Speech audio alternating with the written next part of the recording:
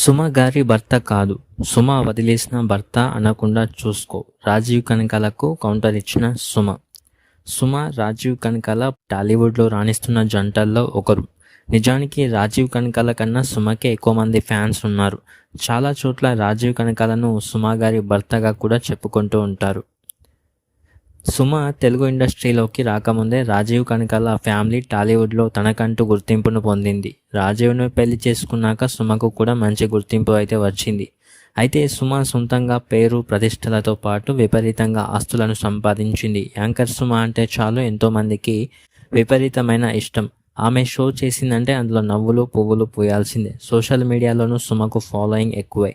ఇక ఆమె భర్త రాజీవ్ కనకాల నుంచి నటనతో ప్రత్యేక గుర్తింపును తెచ్చుకున్నారు. అయితే గత 20 ఏళ్లుగా సుమ అందుకున్న విజయాన్ని మాత్రం ఆయన అందుకోలేకపోతూ ఉన్నారు. చాలామంది తనను సుమ గారి భర్తగా గుర్తించడం తనకు ఏమాత్రం ఇష్టం ఉండదని ఎన్నో ఇంటర్వ్యూలలో చెప్పారు రాజీవ్ కనకాల. తాజాగా ఒక యూట్యూబ్ ఛానల్కు ఇంటర్వ్యూ ఇస్తూ సుమ గారి భర్త అంటే తనకు మండుతూ ఉందని అన్నారు.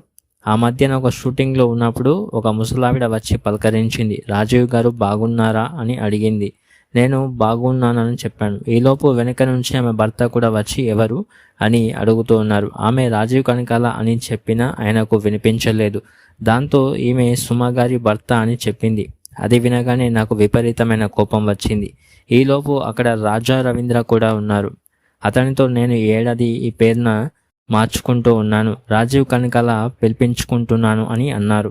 దానికి రాజా రవీంద్ర సుమ గారి భర్త అన్నా పర్వాలేదు, సుమ వదిలేసిన భర్త అని పెంచుకోకుండా చూసుకో అని జోకులు అయితే వేశాడు. వ్యక్తిగతంగా సుమ, రాజీవ్ ప్రస్తుతం సంతోషంగానే ఉన్నారు. కొన్ని నెలల క్రితం మాత్రం వారి వ్యక్తిగత జీవితంలో దుమారం పెరిగినట్లు వార్తలు వచ్చాయి. సుమ కూడా తన భర్త గురించి, వారి రిలేషన్షిప్లో వచ్చిన ఇబ్బందుల గురించి, రాజీవ్ పడిన ఇబ్బందుల గురించి కొన్నిసార్లు బహిరంగంగానే మాట్లాడారు. ఒకసారి మాత్రం సుమతో విడిగా ఉండాల్సిన రోజులు వచ్చాయని రాజీవ్ అయితే చెప్పుకొచ్చారు. తన తల్లి చనిపోయిన తర్వాత తండ్రి దేవదాసు కనకాల ఒక్కరే మణికొండలోని ఇంట్లో ఉండేవారని, అప్పుడు సుమతో కలిసి పిల్లలతో నేను వేరే చోట ఉండేవాళ్ళమని చెప్పాడు.